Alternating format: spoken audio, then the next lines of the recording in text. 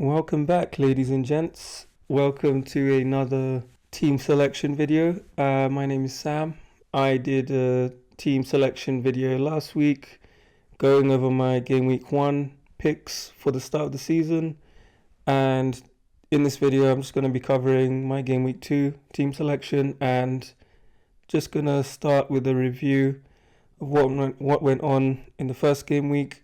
And yeah, let's get into it. So as you can see on my screen, I didn't do too badly. 59 points for the first game week of the season. It's not bad. I was hoping for the 60-point mark, but I didn't manage to reach that level. Just missed out by a single point, which kind of disappointing, but I can't complain too much. I had Saliba in defence, Arsenal getting that clean sheet. United looked solid on the opening day. The defence looked a lot more solid as I expected with Martinez in the side, so I was happy with that 7-pointer.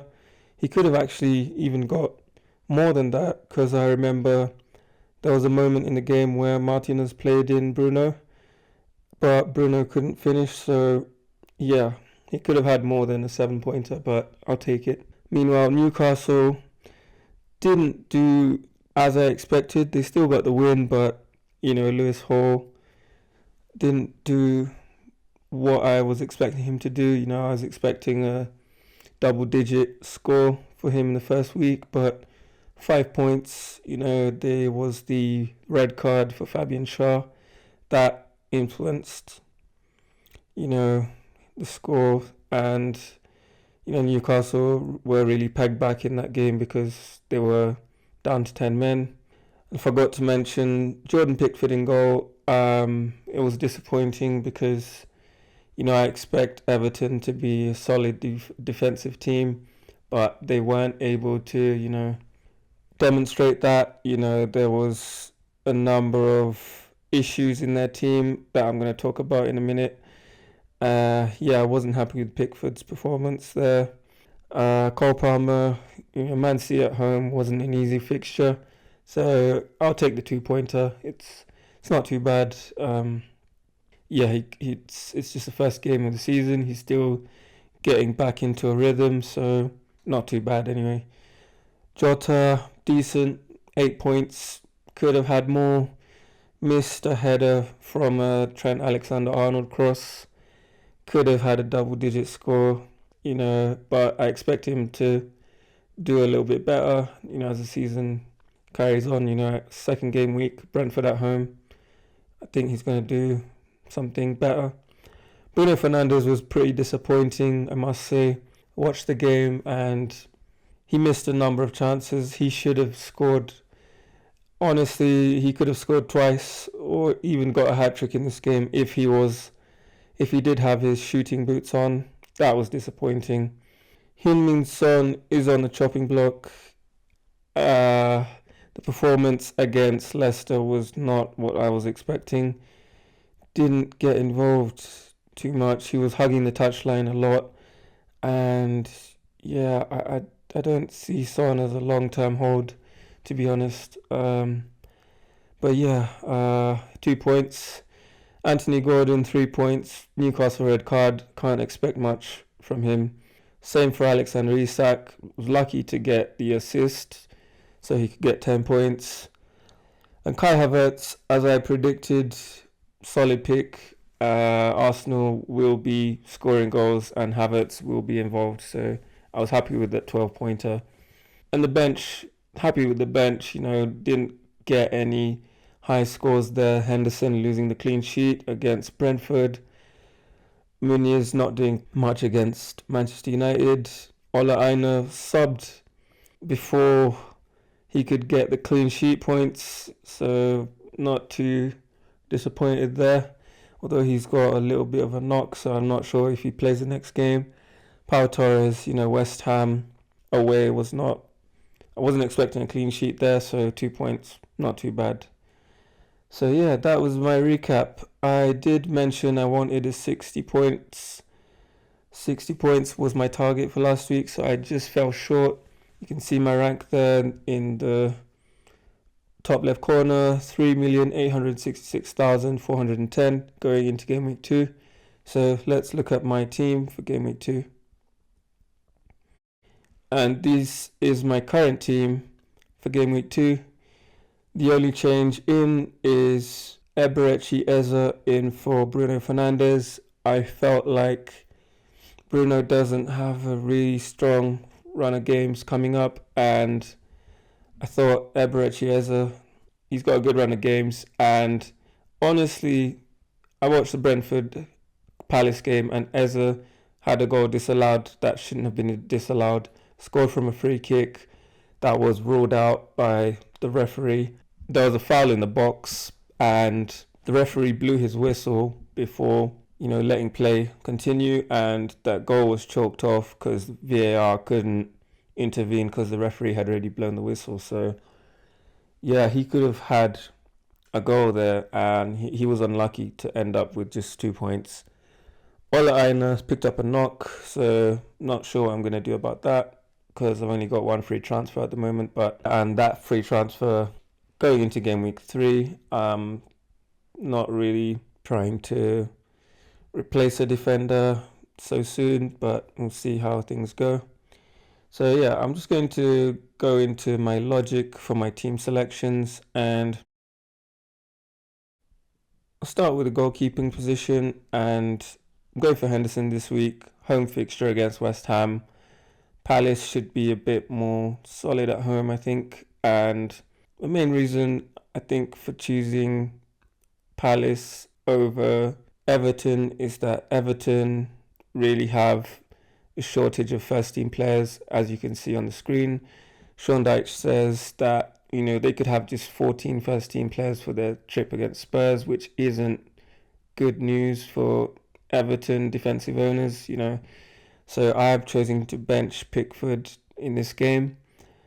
And another reason for that is because Sean Dyche went ahead and played Michael Keane instead of Jake O'Brien in defence when I was expecting him to play Jake O'Brien, who's a lot better. He's got a lot more ability, came from Lyon in the summer.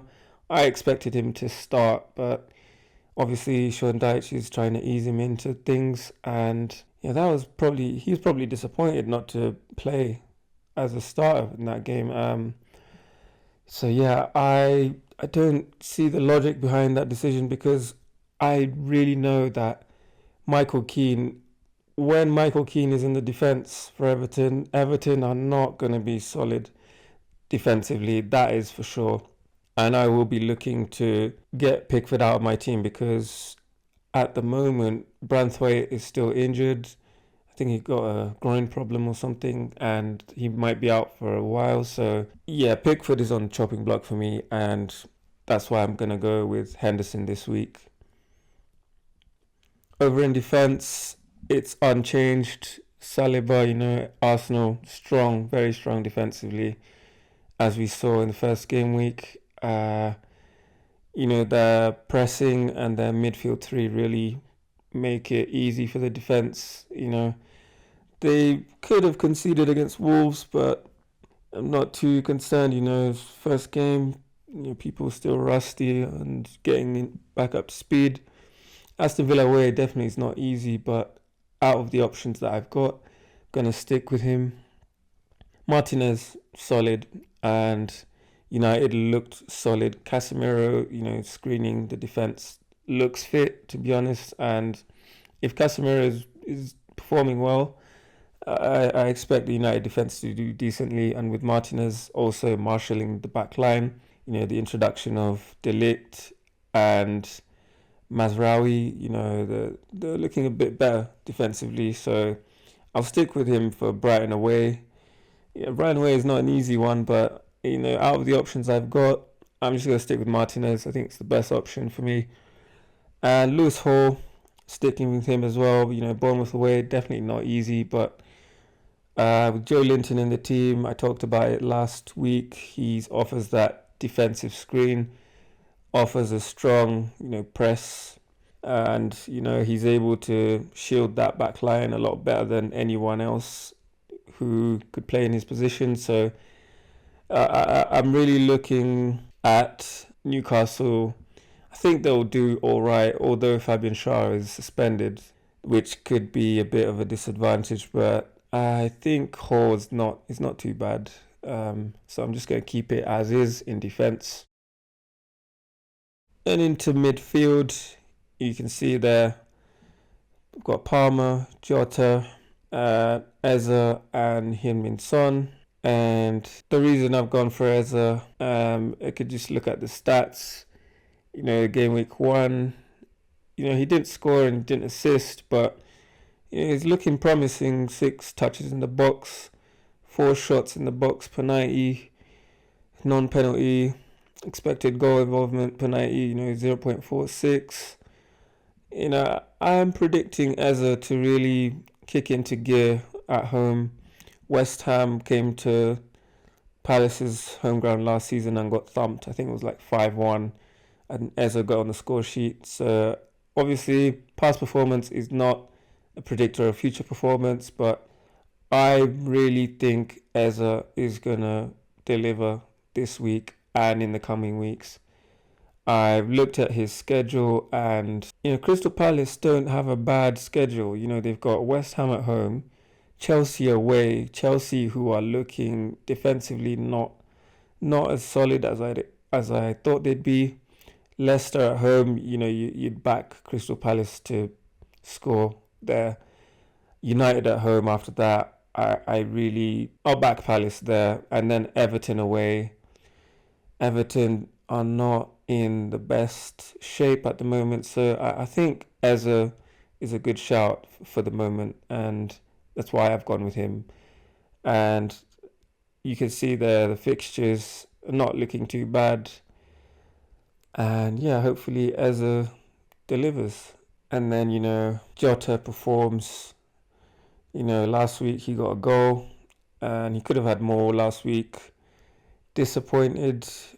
He could be disappointed in himself for not getting a brace, but I'll take the 8-pointer. Brentford at home should be a decent opportunity to get some more points, so we're sticking with Jota. And Heung-min Son, I'm going to stick with him for the Everton home game, because Everton defensively, they are a bit shaky, so hopefully Spurs can take advantage of that, and Son in particular, I hope he's able to deliver there. A word on Solanke. He's got an injury, so I don't know how that impacts Son per se, because Son can obviously play up top, but we could see Kulusevski come in to replace Solanke there, so we don't know what to expect there. We'll have to wait and see, but I think Son should be able to at least record some decent points, so hopefully I'll get some good mileage out of him there. And then up front, I've got the 3. Isak away, keeping him in there. He's going to be Newcastle's main attacking threat alongside Gordon. So keeping him for Bournemouth away. Bournemouth not particularly good defensively. I'd expect them to concede. Newcastle have a solid attacking basis. I'd expect Bournemouth to concede there. Going for Muniz because, as you can see on the screen, Fulham have a very, very decent set of fixtures for the next 5 game weeks. That's game week 2, game week 3, 4, 5 and 6. Leicester at home, game week 2. You got to back Fulham there for a win. Smith Rowe could get involved there, so Muniz, I'm counting on him there. Ipswich away. Ipswich recently promoted, so I'd back Fulham there to do pretty well. West Ham at home. West Ham, I watched the game against Aston Villa and they did look a bit shaky, so I think Fulham have got an opportunity here to get into a good run of form. And then Newcastle away, that one is a bit tricky in game week 5, which I probably will bench him for. But you never know, it's a home game, so I might just play him anyway, so we'll see about that. And then Nottingham Forest, game week 6. Away from home, Nottingham Forest. Nuno does have that defensive organisation. in his sides, but we'll see how it goes as we get to that stage of the season. So I'm going for Muniz this week. And as you can see with this fixture difficulty tracker that I have, I'm able to highlight when a team has an easy run. You can see Fulham, Leicester, Ipswich, and West Ham are really, there's a favourable fixtures for Fulham. So Muniz has a good chance of getting some decent points, I think, this week. And then Kai Havertz, I back Arsenal to score against Aston Villa, even though they're away from home. Havertz, I expect Havertz to get involved, to be honest. And yeah, I really think he's going to at least get an assist this week because Aston Villa, they're not the most defensively solid team. So I'm going to back Havertz. I'm going to keep him in my side. And yeah, let's see how that goes. And then moving on, substitutes bench order. You've got Pickford on the bench against Spurs away from home. Got Gordon, Bournemouth away. Gordon doesn't really do much.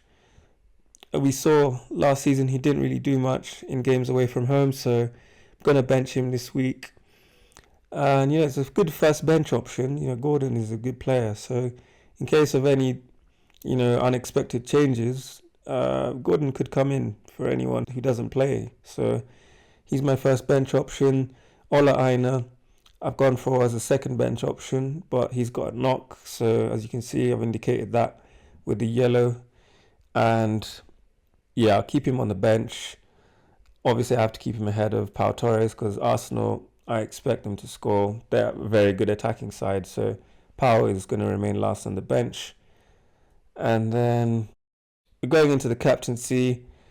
I've gone for Jota. I expect Liverpool to, home crowd, first home game of the season. They're going to be charged up and ready to take on Brentford. Brentford, I know they're regarded as a defensively solid team, but I think I see Jota getting on the score sheet again. He looks to be the first choice to me, and I can't look past him for this game week. My other options are not too great, so I'm going for Jota.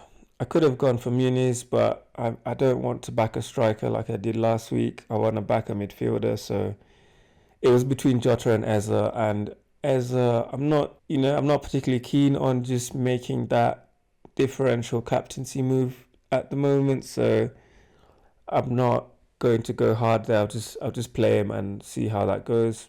Yeah, so Jota really had some really favourable stats in the first game of the season. He has, as you can see on the screen, touches in the box per 90 was 12.69. Shots in the box per 90 is 3.46. Non-penalty XG per 90 was 0.99, which was pretty solid. And yeah, he got the goal, and I expect him to do pretty well, honestly, this coming week. So got him captained. Palmer away from home, I don't rate that choice too much. He did look to pick up a knock also in the Europa Conference League. There was a fixture he had on Thursday, so I think it was Wednesday or Thursday. I can't remember the exact day, but he came off with a bit of a injury issue, so I'm not looking to captain him there. And then Son, based on what I saw in the first game week, I'm not confident of giving him the armband. Yeah, so that's my logic behind the captaincy choices this week. So my final team is there. I've got Pickford, Gordon, Aina, Pau Torres on the bench. And yeah, let's see how this week goes. Hopefully I can improve my overall rank. I'm not looking to be in the 3 million mark by the end of the season, so hopefully I'm able to improve on that. And yeah, I hope you've enjoyed this brief video. Hope it wasn't too long. Like it, subscribe to the channel, and I will see you next week when game week 3 arrives. Take care, everyone, and have a good game week. Best of luck, and I'll see you next time.